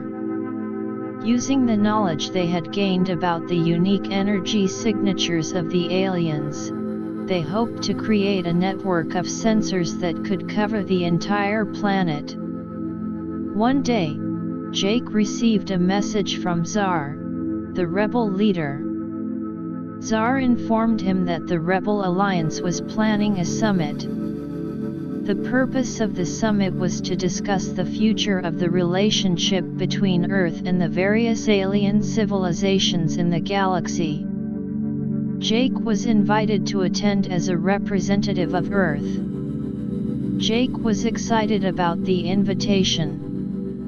He knew that this could be a turning point in humanity's place in the universe. He immediately shared the news with Dr. Carter and Dr. Harris. Dr. Carter was thrilled. "This is an amazing opportunity. We could learn so much from other civilizations. And it's also a chance for us to show that Earth is a capable and worthy ally." Dr. Harris nodded in agreement. "But we need to be prepared. We should gather all our research findings, our technological advancements, and our ideas for future cooperation. We need to make a good impression." Over the next few days, the three of them worked tirelessly to prepare for the summit. Jake collected all the reports on their experiences, from the initial strange animal behaviors to the final battle at the command center. Dr. Carter compiled the research on the alien technology, including the analysis of the energy, conducting alloy and the deciphered symbols. Dr. Harris put together the plans for the early warning system and other defensive technologies they had developed. The day of the summit arrived. Jake, Dr. Carter, and Dr. Harris were transported to a hidden location in space, where the summit was being held. The meeting place was a large, spherical space station, filled with representatives from different alien civilizations. As they entered the main hall of the space station, Jake was in awe. The hall was filled with beings of all shapes and sizes. Some had multiple arms, others had glowing skin, and some were even made of a strange, translucent material. Czar greeted them warmly. "Welcome, my friends. I'm glad you could make it. This summit is a crucial step in bringing the galaxy's civilizations together." Jake and his team were then introduced to the other representatives. They started to share their experiences and the knowledge they had gained. The other civilizations were particularly interested in the way Earth had managed to resist the alien invasion. One of the representatives, a tall, slender being with long, flowing antennae, said, "Your story is truly inspiring. We have faced similar threats from rogue alien groups in the past. Your methods of counter-attack and your ability to adapt could be of great help to us." Dr. Carter then began to explain the research they had done on the alien technology. "We've managed to understand some of the principles behind their energy manipulation devices. And we believe that by sharing this knowledge, we can develop better defenses for all of us." The discussions at the summit were intense and productive. Ideas were exchanged, and potential collaborations were proposed. One of the most significant proposals was the creation of a galactic defense coalition. This coalition would be made up of different civilizations, each contributing their unique technologies and knowledge to protect the galaxy from common threats. Jake, Dr. Carter, and Dr. Harris were excited about the idea. Jake said, "Earth would be honored to be a part of this coalition. We've seen firsthand the damage that can be caused by these rogue groups, and we're committed to preventing it from happening again." As the summit progressed, the representatives also discussed the importance of cultural exchange. Dr. Harris proposed the establishment of a galactic education program. By sharing our cultures, our histories, and our ways of thinking, we can build stronger bonds between our civilizations. This will not only help in times of crisis but also enrich the experiences of all beings in the galaxy. The idea was well received, and plans were made to start the program as soon as possible. Jake, Dr. Carter, and Dr. Harris were asked to be part of the initial planning committee for the program. After the summit, Jake and his team returned to Earth filled with a new sense of purpose. They knew that the work ahead would be challenging but also incredibly rewarding. Back on Earth, they started to spread the word about the Galactic Defense Coalition and the Galactic Education Program. The news was met with a mix of excitement and trepidation. Some people were thrilled about the idea of being part of a larger galactic community, while others were worried about the potential risks. Jake, Dr. Carter, and Dr. Harris held a series of public meetings to address these concerns. Jake said, "We understand that this is a big step for humanity. But we've seen what can happen when we face these threats alone. By joining the coalition and participating in the education program, we can learn from others and protect our planet better." Dr. Carter added, "The knowledge and technology we'll gain from the coalition could also lead to amazing advancements on Earth. It's an opportunity for us to grow as a species and explore the vast universe around us." Slowly but surely, the people of Earth started to come around. The government announced its support for the initiatives, and preparations for Earth's formal entry into the Galactic Defense Coalition began. Jake continued to work closely with the alien rebels and other representatives from the coalition. He was involved in the design of Earth's contribution to the early warning system. The system would be a combination of Earth-based and alien-designed sensors, strategically placed around the planet and in space.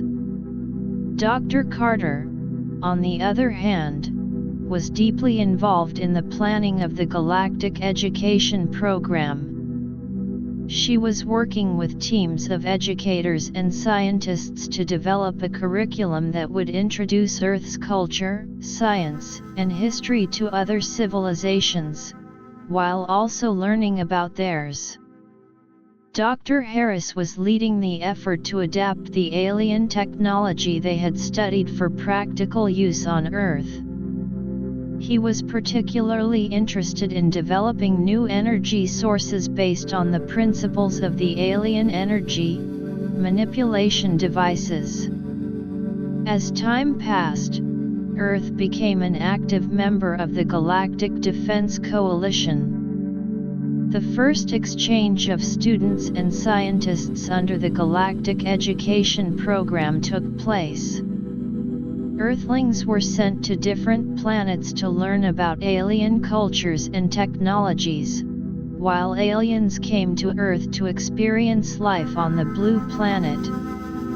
Jake watched as a group of young students prepared to embark on their journey to an alien planet. He felt a sense of pride and excitement.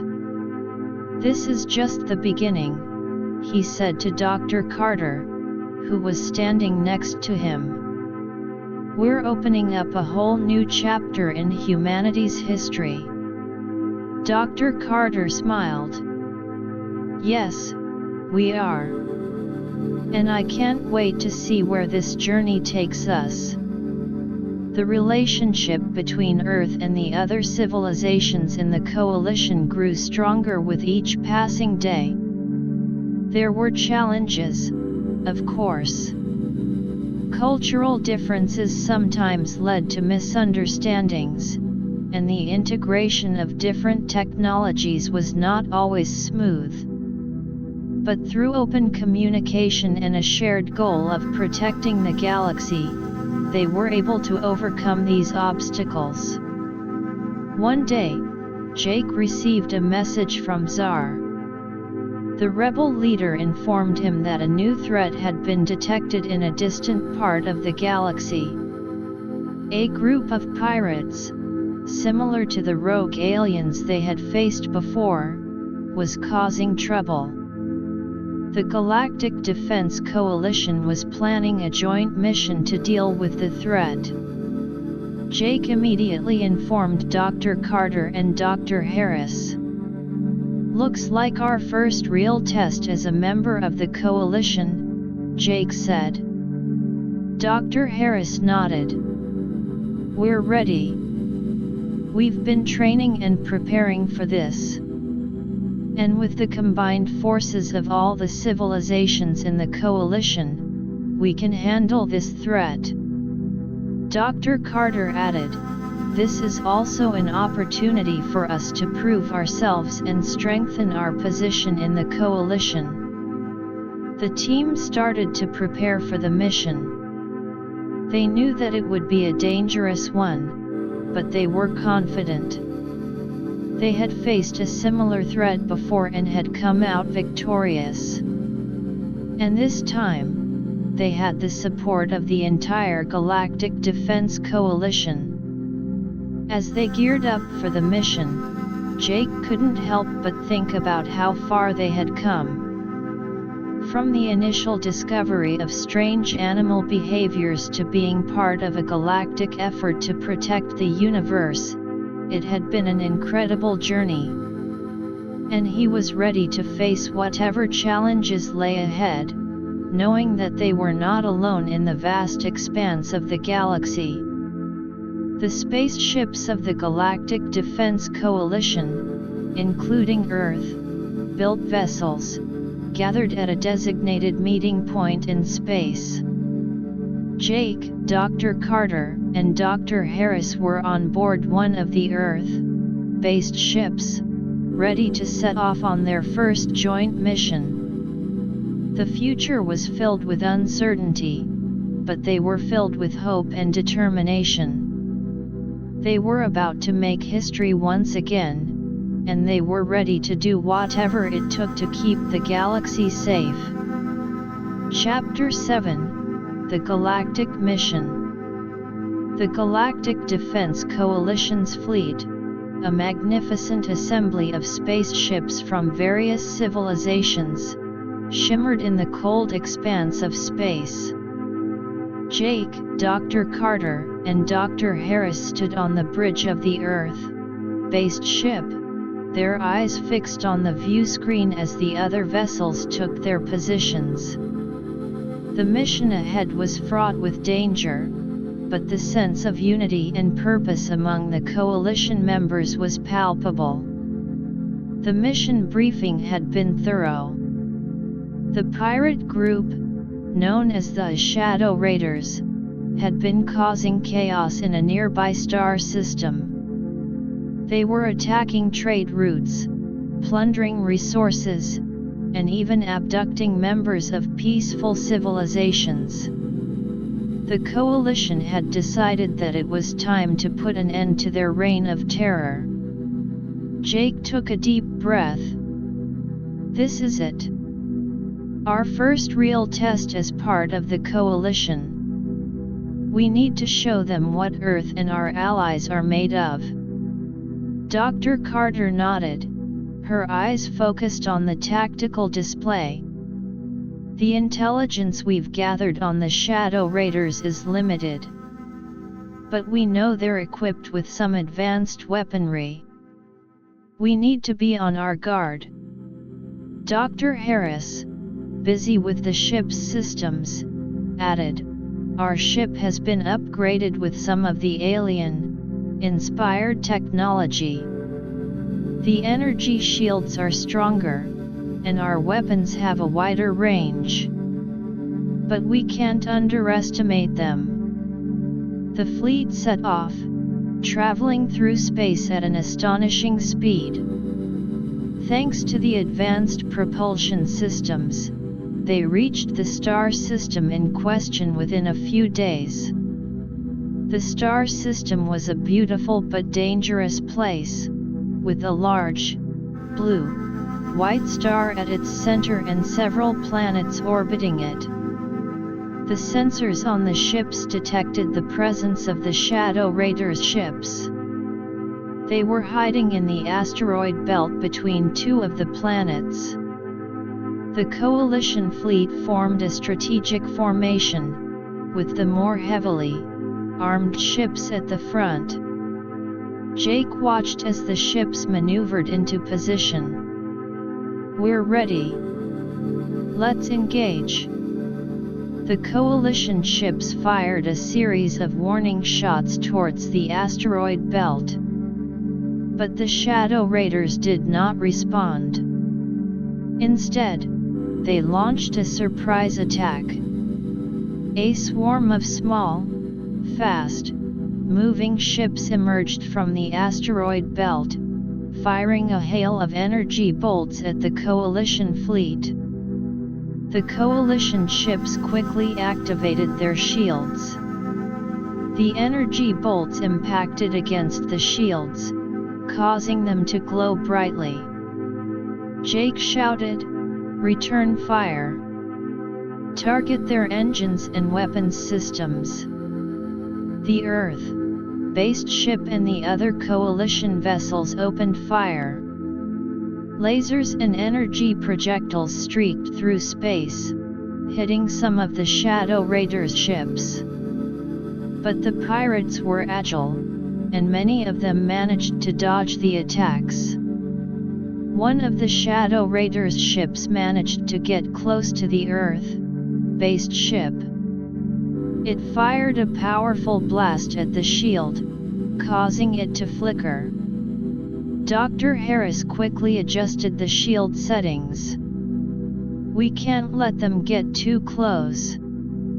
Their weapons are too powerful." Dr. Carter, studying the tactical display, said, "We need to break their formation. If we can separate their ships, we can take them out one by one." Jake nodded and issued the orders. The Coalition ships started to move in a coordinated manner, trying to disrupt the Shadow Raiders' formation. Some of the ships used their tractor beams to pull the pirate ships out of the group, while others focused their fire on the larger, more heavily armed pirate vessels. The battle was intense. The space around them was filled with the flashes of weapons fire and the debris of destroyed ships. Jake could feel the vibrations of the impacts through the ship's deck. Suddenly, a large Shadow Raiders ship emerged from behind an asteroid. It was much larger than the other pirate ships and was equipped with a powerful cannon. The ship fired a massive energy blast at one of the Coalition ships. The blast hit the ship's shield, and despite the shield's efforts, it managed to penetrate and cause significant damage to the hull. Jake's eyes widened. "We need to take that ship out. It's too dangerous." The Coalition ships redirected their fire towards the large pirate ship. Lasers and missiles slammed into the ship's hull, but its shields held strong. Dr. Carter noticed something on the tactical display. Their shield generators are located on the underside of the ship. If we can get a few ships to sneak under it and target the generators, we might be able to disable the shields. Jake quickly relayed the plan to the other Coalition ships. A group of smaller, more agile ships from different civilizations moved in, using the asteroids for cover. They managed to get under the large pirate ship and fired a concentrated burst of energy at the shield generators. The generators exploded, and the ship's shields went down.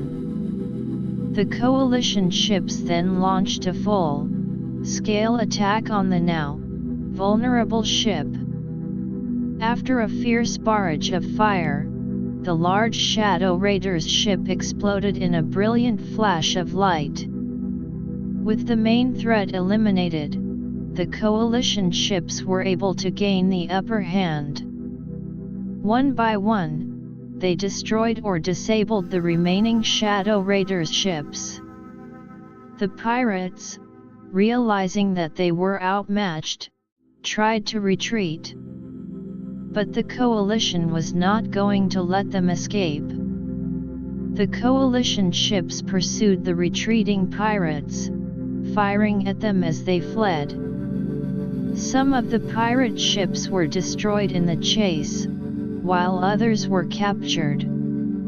Jake let out a sigh of relief as the last of the Shadow Raiders' ships was either destroyed or captured. "We did it. We managed to defeat them." Dr. Carter smiled. "Yes, we did. But this was just the beginning. There will be other threats in the galaxy, and we need to be prepared." The Coalition ships then began to assess the damage and rescue any survivors. The mission had been a success, but it had not come without a cost. Several Coalition ships had been damaged, and there were casualties among the crew. The captured Shadow Raiders were interrogated. They revealed some disturbing information. The pirate group was not acting alone. They were being funded and supplied by a larger, more powerful organization. This organization was also responsible for some of the other threats in the galaxy, including the previous alien invasion attempt on Earth. Jake, Dr. Carter, and Dr. Harris were shocked by the revelation. Jake said, "We need to inform the Coalition about this. We can't let this organization continue to operate." The information was quickly relayed to the other members of the Galactic Defense Coalition. A council meeting was called to discuss the next steps. Jake and his team were invited to attend the meeting on the main Coalition space station. When they arrived at the space station, they were greeted by Czar. "This is a serious development," Czar said. "We need to work together to find out more about this organization and stop them before they cause more damage." The council meeting was filled with representatives from different civilizations. Jake presented the information they had gathered from the captured Shadow Raiders. The representatives were alarmed. One of the representatives, a small, furry being with large ears, said, "We've heard rumors about such an organization. But we never had any concrete evidence. Now that we do, we need to take action." The council decided to launch a full-scale investigation into the mysterious organization. A task force was formed, with members from different civilizations, including Jake, Dr. Carter, and Dr. Harris. The task force started to work immediately. They began to analyze the data from the captured pirate ships, looking for any clues about the organization's location, structure, and plans. Jake, Dr. Carter, and Dr. Harris spent long hours poring over the data. They found some encrypted messages that seemed to be communication between the Shadow Raiders and the organization. Dr. Carter, who had become an expert in deciphering alien codes, said, "I think I can crack this code. But it's going to take some time." As Dr. Carter worked on the code, Dr. Harris and Jake started to research the possible locations of the organization. They studied star charts and analyzed reports of strange energy signatures in the galaxy. After days of intense work, Dr. Carter finally managed to crack the code. The messages revealed that the organization was based on a hidden planet in a remote star system. The planet was heavily fortified, and the organization was planning a major offensive against several peaceful civilizations in the galaxy. Jake looked at the others.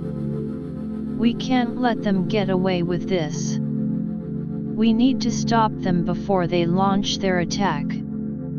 The task force immediately reported their findings to the Council.